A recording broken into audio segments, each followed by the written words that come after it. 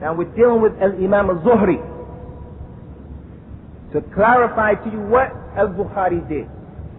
The first level of those people who narrated or took from al-Zuhri were the people who were companions of Zuhri, and they spent a lot of time with him, and they knew his hadith very well, and on top of that, their memorization was good, and their Islam was good. Their hifz and their itqan was impeccable. That's the first level. People like Al-Imam Malik and Sufyan ibn Uyayna. If you find these two narrating on Zuhri, they're from the people who narrated on Zuhri. They come in the first level. And like Ma'mar ibn Rashid from Yemen, that's the highest level of the people who took on Imam al-Zuhri. Al-Bukhari would only take from those people. Only. And we have Muslims taken from them too. And this is what it means by this hadith is muttafaq alayhi. It has this characteristic. The second group of the people who narrated on Imam al-Zuhri were the people who their hifz, memorization, and their itqan, their Islam, their knowledge was impeccable. But they didn't spend a lot of time with Imam al-Zuhri. They didn't spend as much time as the first group did. But there's nothing wrong with their Islam or their memorization. They're strong narrators, but they just didn't spend as much time with al-Zuhri. They're the second level. And Imam Muslim takes from this level. Who are those examples? Al-Awza'i, Al-Layth ibn Sa'd. They were from the people who took from al-Zuhri, and they were on the second level. The third level were the people who knew al-Zuhri very well. They are similar to the first level. Everything in the first level they have, except their memorization wasn't that good. It was less. Their itqan wasn't that good. It was less. People like Ibn Ishaq, the one who wrote the history book. Muhammad ibn Ishaq ibn Yasar. People like Al-Hasan ibn Sufyan. These people on the third level. You find At-Tirmidhi, An-Nasa'i, and Abu Dawood narrating on those people. The fourth level of the people who took on Zuhri were the people who, unlike the second group, they didn't know Zuhri that well. They didn't spend a lot of time with them. And there was a problem with them in their memorization and in their itqan. In their memorization and their itqan. They're different from the third group. And Imam At-Tirmidhi takes from them. And the last group, the fifth level, are the people who narrated on Imam al-Zuhri, and they're from the Matrukeen and the Majhuleen. The people are unknown. They only got one hadith. They only can find one hadith on them. They're not known. Or they're matruk because they were liars. Ibn Majah is the one who takes from those people. The point is, al-Bukhari would not take except from that first group. Only. That's the first condition why al-Bukhari's book is better than everybody else. The second reason and the last reason is because al-Bukhari had a condition. And that condition was that it had to be established beyond a shadow of a doubt that two men met. Whereas Al-Imam Muslim said, if it's been established that they lived in the same era and they were in the same place, he would take that hadith. Al-Bukhari said, no, I have to have inconclusive evidence that they actually met. So right now in this room, there are people who are here right now, who see me right now, but I don't know them. We met, we were together, but I never gave them a hadith and they never gave me a hadith. So there's a possibility that this can happen. This was Bukhari's opinion. So in order to make sure that the hadith was authentic, he wouldn't accept this hadith, where Imam Muslim accepted it. So those are the two reasons why Al-Bukhari's book is better than everyone else's book. We're almost finished here now. This stuff is important. And this is why we said to the brothers, bring your notepad. Because if you want to know about the book, you can't sit and hear this type of information and retain it. Now we have a problem. We have a statement by one of the greatest Imams of Al-Islam. One of the Imams that they say about him, مَا وَلِدَتْ امْرَأَةٌ بَعْدَهُ مِثْلُهُ. They say that no woman has given birth to a baby like this man since he was born. Since his mother gave him birth, ain't nobody came on the scene like him. That Imam is Al-Imam al-Shafi'i. Al-Imam al-Shafi'i said in an authentic statement attributed to him, مَا قَرَأْتُ كِتَابًا أَصَحَّ مِنْ الْمُوَطَّأِ. He said, I have not read a book that is more authentic than the book of the Muwatta of Al-Imam Malik. Authentic statement. How can Imam Shafi'i say such a thing? How? When there's no doubt that Al-Bukhari, his book is greater than Imam Shafi'i, Imam Malik's book. Abu Sufyan. How do we answer that? Because now what happens is, the Muta'assib comes to you and says, the Muwatta is greater than the Muwatta is greater than Sahih Bukhari, the Maliki. So how do we answer that? Now, as simple as that. We said that knowing the history was important. And Imam al-Shafi'i died 204. And Imam al-Bukhari was born 194. How old was Bukhari when al-Shafi'i died? 10. Memorizing the Qur'an with the little kids. He was with the little kids memorizing the Qur'an. He started to go get the knowledge when he was 18. So Al-Imam al-Shafi'i was impossible for him to have read the Sahih al-Bukhari. So his statement is authentic, based upon what he knew. Now this is a very important point in Islam, because this is what Thaqaf has done. May Allah give him what he deserves. This is what Thaqaf has done, and people like Thaqaf do this all the time. And if you don't have knowledge of the deen, you'll get caught in the hole. The deviants bring an authentic statement like that. They bring an authentic statement. Al-Albani said that this hadith is authentic here, and then he says that it's not authentic over there. So the ignorant person doesn't know that this hadith comes over here with an authentic chain, and the same issue that's being discussed in the other hadith comes with a weak chain. So it's not the same hadith. The matan is the same. The statement, the words of Allah, of the Prophet are the same, but the isnad is not the same. Not the same. So the deviant, the muta'assib to his madhab, the Maliki guy, he comes and he says, look, Al-Imam Malik, his book is the greatest book.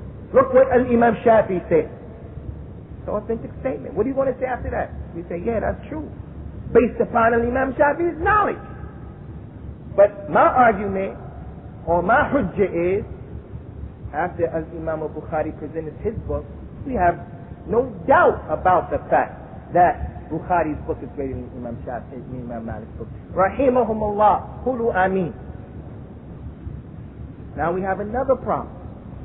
Some of the ulama said that Al-Imam Muslim's book is better than Bukhari's book. Imam Muslim's book is better than Bukhari's book, right? Al-Hakim, Al-Naysaburi, the one who wrote the Mustadrak. And some of the ulama from Maghrib, they said that Muslim's book is better. We say yes, we have to be fair. Muslim's book is better if what you mean is the hadith that they call mu'allaqat. The mu'allaqat are those hadiths in which Al-Bukhari does not bring the chain of narration. He just says, Imam al-Zuhri said that Abu Huraira said such and such and such a thing. Okay, where's the rest of the chain? One of the conditions for the hadith to be authentic is you have to have the chain of narration. This is a hadith that's mu'allaq. And these hadiths in Sahih al-Bukhari are two types. We're not going to deal with that. And it's important because the people criticize al-Bukhari by saying, look, he got da'if hadith in his book. This mu'allaq is da'if, like the hadith of music. Verily there will come a people from my ummah who will make harir, silk halal, and drinking whiskey halal, and music halal. The person who doesn't have any beard, he's Muslim. He only prays on Friday and Yawmul Eid. When you go to his house, you say, Akhi, music is haram. He said, what's your deal? The hadith in Sahih Bukhari. Oh, that hadith is mu'allaq. How do you know it's mu'allaq? They got their arguments ready, prepared. That's mu'allaq. So this is the hadith is mu'allaq. But why did Bukhari put it there? Because in other places in his book, or in other books, they have connected the chain and it's authentic. But the point is, those types of hadith in Sahih Muslim are few, whereas in Bukhari there are many. So if you mean that it's better in that sense, yes, Sahih, the doctor, that's true. And if you also meant that an Imam Muslim, he'll take a hadith, and that hadith may be talking about the hadith of Jibreel, like in the book of Iman, Kitabul Iman, the first hadith that Imam Muslim brings is the hadith of Jibreel. And it has a lot of narrations and a lot of different ways the hadith comes. Muslim will take this hadith in every single narration, he'll put them one after another. As for Imam Bukhari doesn't do that. He'll put one narration here, the other narration somewhere else in the book, and the other narration somewhere else in the book, and another narration somewhere else in the book. So it seems that it doesn't have any cohesiveness in it. But the reason why he did that was because of his fiqh. He put the hadith in different places because he understood from the hadith different things and he wanted to prove different things. Which brings us to the last issue before we get into the book. And that is the statement of many of the ignorant ones, the foolish ones, who say Al-Bukhari was a muhaddith and he wasn't a faqih. Whoever makes this statement is ajhal min dawab ahlihi. He's more ignorant than the animals of his family. He's ignorant. He doesn't know anything about Islam. He has no knowledge. And when you hear people make statements, certain statements like Saqaf, when Saqaf begins to talk and he makes these statements, we know this Saqaf has harmed himself with that statement. He has not harmed the Imam, the mountain of the dunya, who make mistakes. كَنَاطِفِ صَخْرَةٍ يَوْمًا لِيُوهِنَهَا فَلَمْ يُهِنَهَا وَأَوْهَرُ قَرْنَهُ وَائِلًا. And we always want you brothers to remember this line of poetry, because it's important and it's always going to come up. Like the ram who went to bang the big mountain. He wanted to bust the mountain up with his ram with his horn, but he didn't bust the mountain, he only broke his horn. So we say to him, La tashfaq ala jabal, ishfaq ala rock. Don't have mercy upon the mountain, have mercy upon your head. This is a saqaf. So when a person makes this statement, we say he's ignorant. Now what we want to do is show you what do we do when we have issues like this. A person says, Al-Imam al-Bukhari is a muhaddith and not a faqih. What's the weight of Abu Usamah's statement? Nothing. Just like the weight of Saqaf's statement is nothing. We have to go to the ulama of Islam to find out what they said about the man. Because their statements are the statements that count. And here we have some statements of the ulama. You don't have to write this. Abu Ishaq al-Sumari, a well-known scholar, said, من أراد أن ينظر إلى فقيه بحقه وصدقه فلينظر إلى محمد بن إسماعيل. Whoever wants to look at a true faqih, بحقه, the real faqih, وصدقه, the real truthful faqih, and let him look at Muhammad ibn Ismail. Al-Imam Nu'aym ibn Hammad, great scholar of Islam, said Muhammad Ismail faqih هذه الأمة. When he was asked, what do you think about Muhammad Ismail? He said he's the faqih of this ummah. Ali al-Madini, Al-Bukhari said about Ali al-Madini, مَا اسْتَصْغَرْتُ نَفْسِي عِنْدَ أَهَدٍ إِلَّا عَلِي مَدِينِ. He said, I have never looked at myself as being small with anyone except Ali Madini. Meaning when he sat with Imam Ahmed, he was the one who was given the knowledge. When he sat with Yahya ibn Ma'in, he was the one who was given the knowledge. As Abu Zar'a said, he said, I saw Ahmed and Ali Madini sitting with Imam Bukhari and they looked like two children with him. Al-Bukhari said about Ali Madini, I have never made myself small or saw myself less in degree than Ali ibn al-Madini. Ali ibn al-Madini said, Huwa afqahu min Ishaq. He has more fiqh, more understanding than Ishaq ibn Rahawayh, who all of the ulama who have any sense know that he had a madhab that was lost for a number of reasons. You can look to Bilal Phillips' book, he talks about it. He said he's afqah min Ishaq ibn Rahawayh. And it's sad that you brothers don't know who Ishaq ibn Rahawayh is. When you hear that name, it should register just like Abu Dawood and Imam Muslim and Bukhari.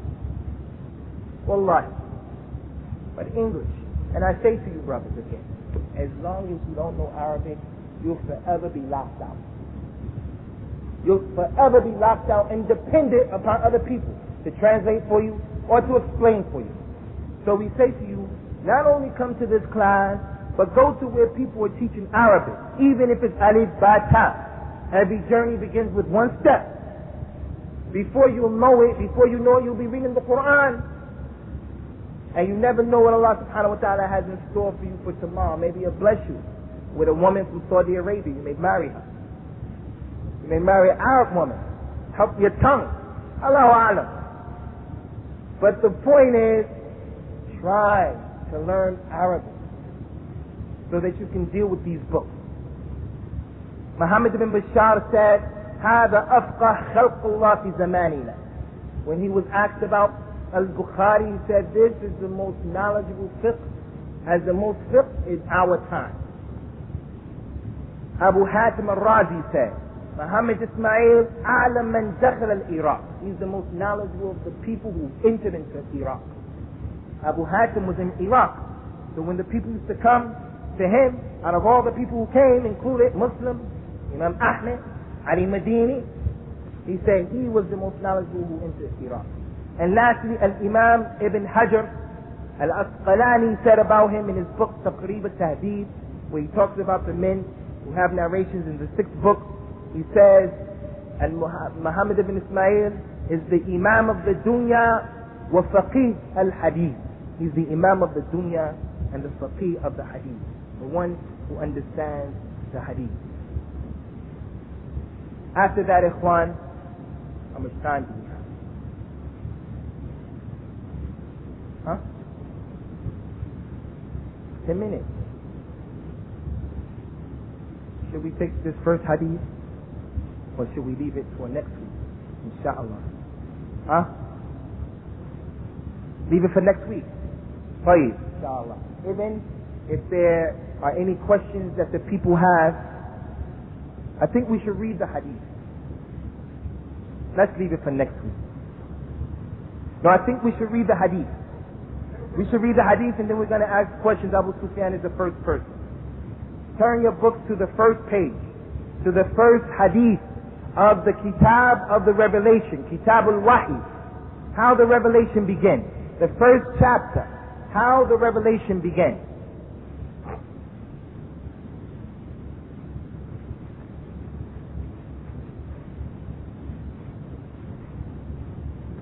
How the revelation begins. Next week, inshallah ta'ala, we're going to need a person who has a strong voice and who can read very, very well. His reading has to be very, very well so that he can read the translation for us. Next week, inshallah, we have to get a reader for the darb. And what happens for the people who've gone to Medina and they've seen this, when you look at Sheikh Al-Ghunayman, Abdul Muhsin Abbad, all of these people have a man or a student who's reading. And this is an honorable position. Wallahi, I'm not saying that I'm like al-Ghunayman in them. Wallahi, I'm not saying that.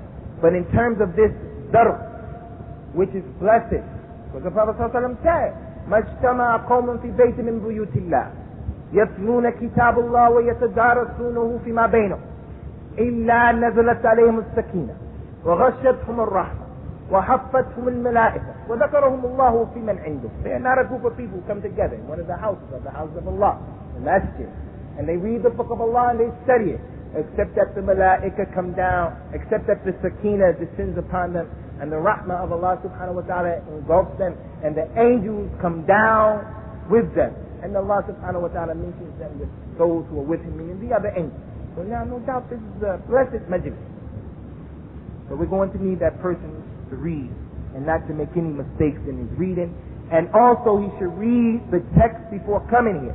Because you see where this hadith begins, he said, the Imam. We don't talk like that. He has to know that he has to correct that himself, so we can talk the way we understand.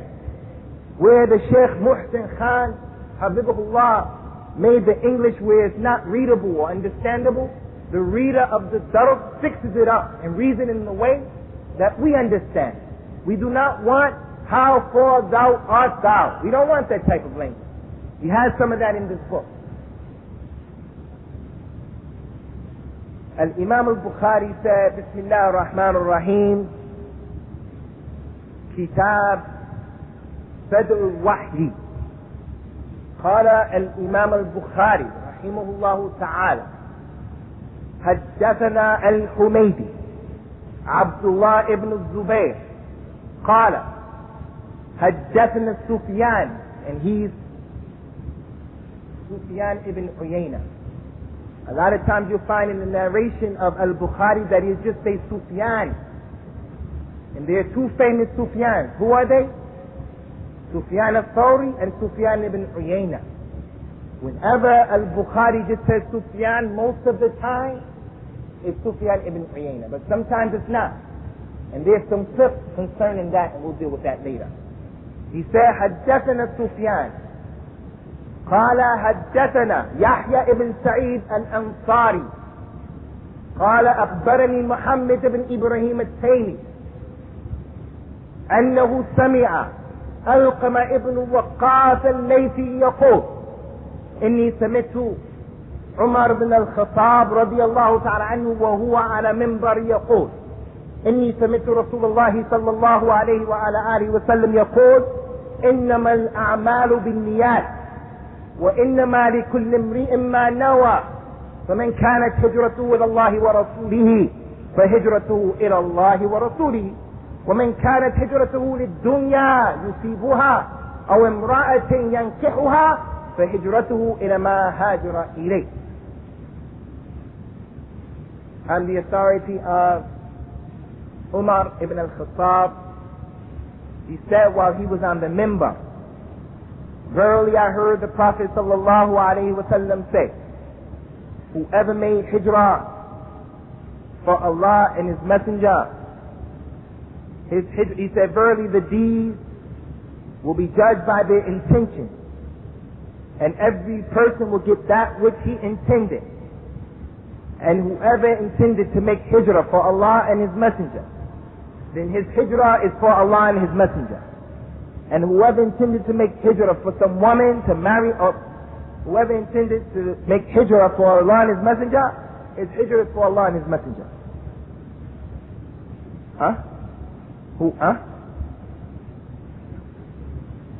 Whoever made hijrah, what is it?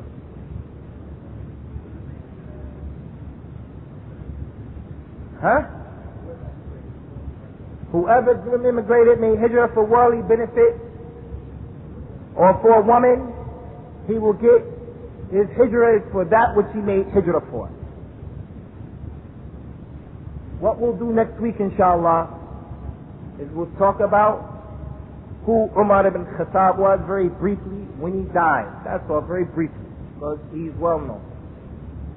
And where this hadith is found, because when the test time comes, we're going to ask you, who made the takhrij of this hadith? And we don't expect you to tell us the books that are difficult, you can hardly find them in the dunya. But if a hadith like this is muttafaq alayh, when the test comes, we expect it to say Bukhari and Muslim. Another important aspect of this hadith, or I would like to ask before next week, just so that we can see why we're studying this book. The chapter is called The Revelation and How It Began. Somebody please tell me, what is the connection with this chapter, the title of the chapter, and this hadith? He's talking about how revelation began. And after this hadith, he starts to bring the hadith of revelation. What's the connection between this hadith and the chapter? Why did he put it here? What's the connection? Put on your thinking kufis, ikhwan. Now, Akhi, tfaddal. But your intention, Abdullah al-Muslim, what does it have to do with the revelation of Allah subhanahu wa ta'ala? The name of the book, the chapter, the bab, is Badul Wahyi, how the revelation began. The next hadith and the next hadith and the next hadith talk about him, Iqra, I can't read, Iqra, I can't read, Iqra, I can't read. The other hadith that he used to see in his dream and so forth and so on. It's talking about revelation. Abu Sufyan. That's one of the explanations of the ulama. But why?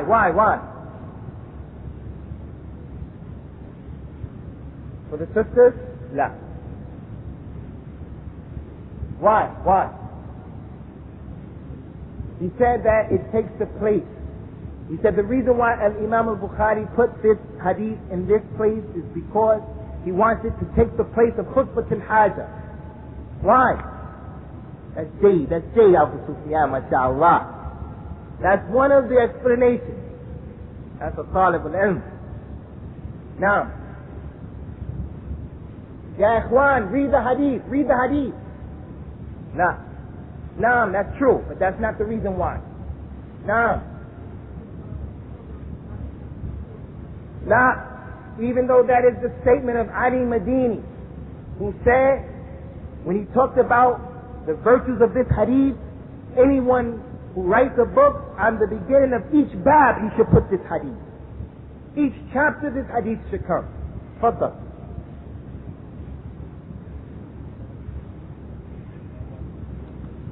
What does it have to do with the beginning of the revelation? Abdullah.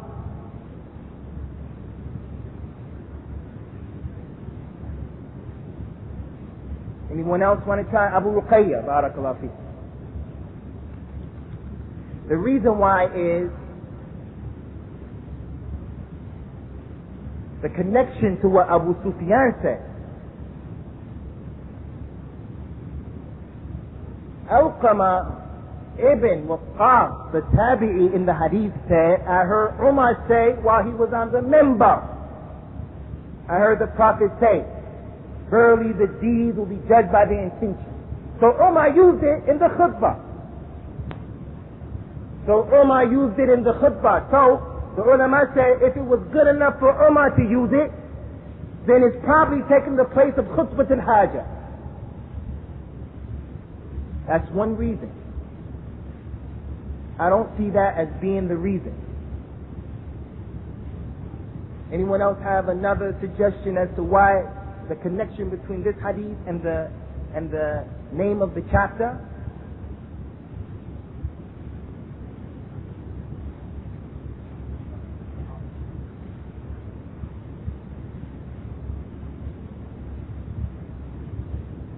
What it has to do with the intention? I tell you. It has nothing to do with the hadith. The method of the hadith has nothing to do with why he put this hadith here. The reason why al-Bukhari put this hadith there, and Allah knows best, is when you look at the chain of narration, it will explain to you why. Al-Bukhari's sheikh in this hadith is Al-Humaydi, Abdullah ibn al-Zubayr, who was from Quraysh. Also his sheikh Sufyan ibn Uyayna was from Mecca, and Zubayr, the first sheikh, Shaykh al-Bukhari was from Mecca, from Quraysh. And Umar ibn al-Khattab, the last person in the hadith, was from Quraysh and from Mecca. So as if Al-Imam al-Bukhari is opening up this book because the Prophet said, قَدِّمُوا قُرَيْشًا, put Quraysh first, make them the leaders. So since the revelation came down to Quraysh in Mecca, he started the hadith with this chain of narration. Because the next hadith has people from Medina in it.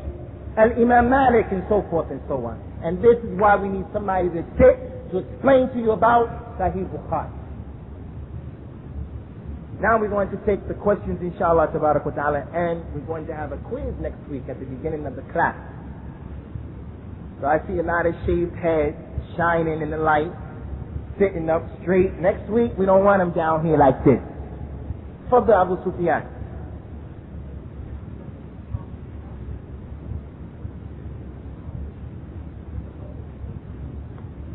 Al-Imam Abdul Rahman ibn Mahdi, rahimahullah ta'ala, said,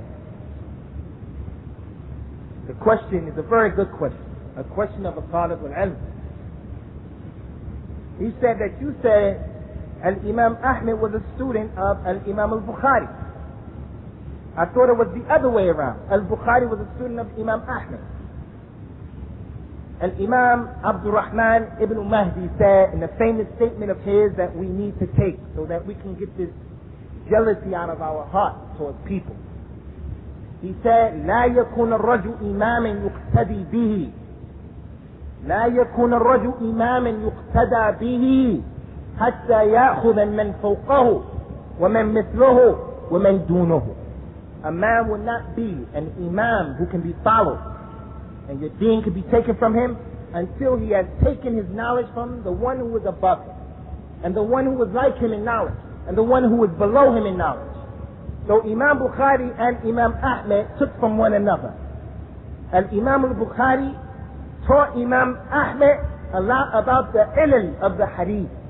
You remember when I told you about the statement of the Imam when he said, I saw Imam Ahmed and Abu Hatim, Abu Zar'a sitting with Bukhari like two little children. This statement shows us, and it's authentic. You see Sir Alam al-Nubala to Al-Imam al-Zahabi, authentic chain of narrations up to that statement that shows us that Al-Imam Ahmed sat with him, took from him the ilm of the hadith. As for a narration that Al-Bukhari has on Imam Ahmed in his book, فَلَا, Al-Imam Bukhari does not say in his book, حَدَّثَنِي Ahmed ibn Hanbal. But you find in the book, Wasa'il Ahmed, by Ibn Hani. And Imam Ahmed had a student by the name of Ibn Hani. He has a famous book called Masail al-Imam Ahmed. Just like Abu Dawood, the one who wrote the book of Hadith. He also has a book called Masail al-Imam Ahmed, in which he asks him a lot of questions. What do you say about this al-Imam? What do you say about that Imam? What's your opinion about this? Ibn Hani, in many of places in this book, used to ask Al-Imam Ahmed questions, and he would say, Muhammad ibn Ismail said such and such and such a thing. I heard from Muhammad Ismail tell me such and such a thing. And I disagree with Muhammad ibn Ismail in this issue, and so forth and so on. So they took from one another. Now, any more questions? Now.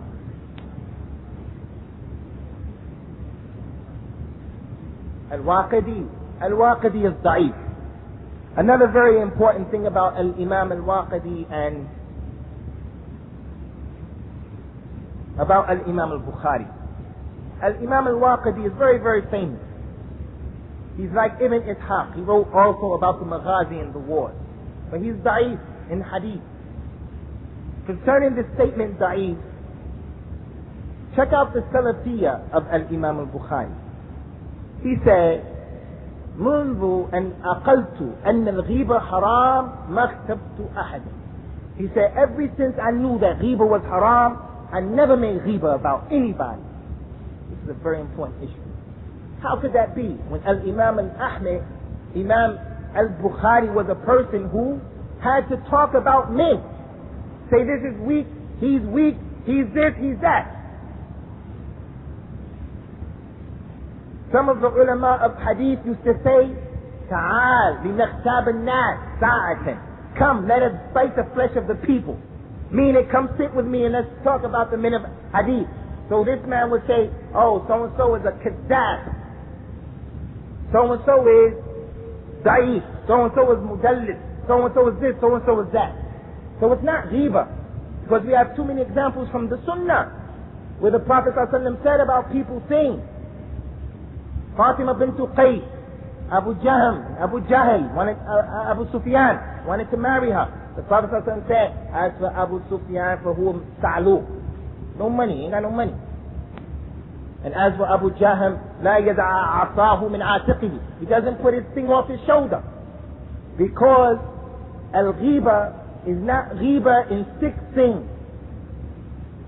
Al-ghiba is not considered to be ghiba in 6 situations.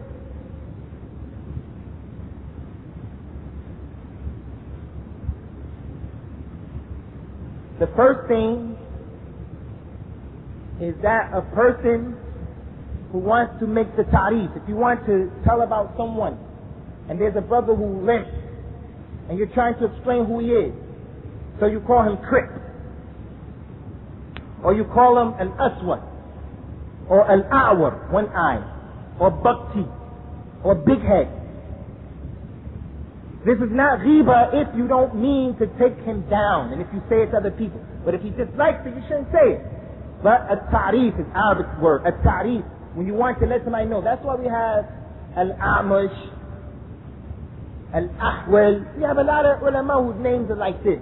Al-Aswad. It's not ghiba when you're trying to get oppression off of you.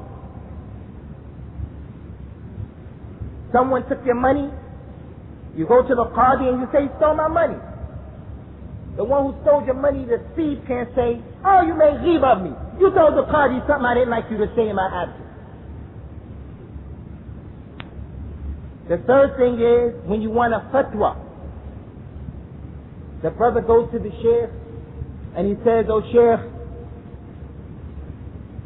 what could I do if my wife such and such a thing? She doesn't clean the house properly and it just makes my heart dislike her.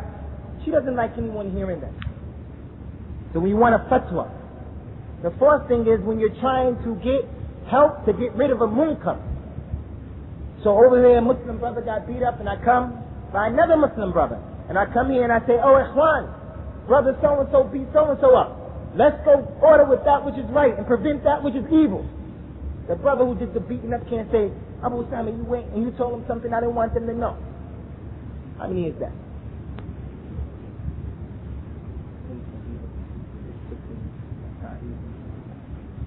Huh? Huh? No.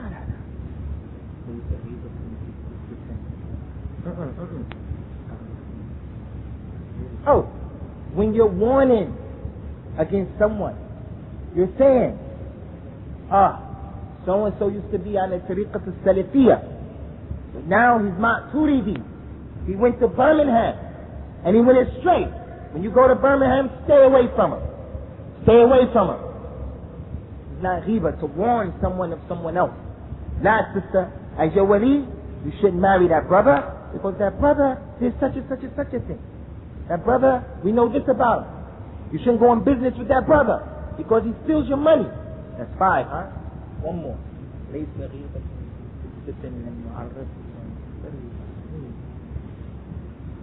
One more. I forgot the poetry.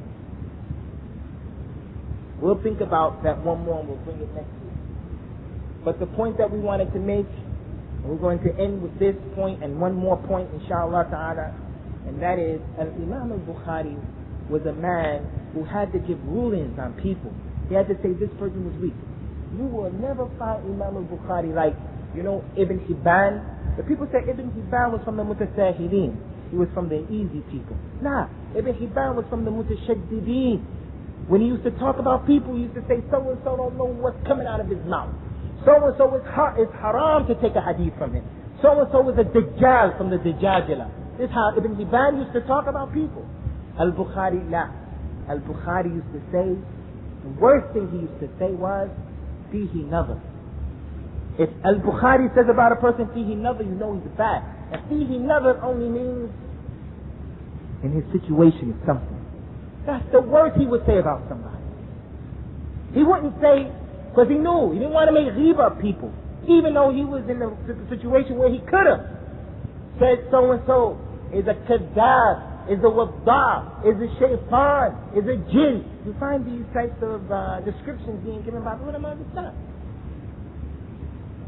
Why? Because he was the Imam of the Salaf, he was one of the Imam. So we have this problem of ghiba amongst ourselves. And the worst thing about it is, all of us are on a da'wah to selling people.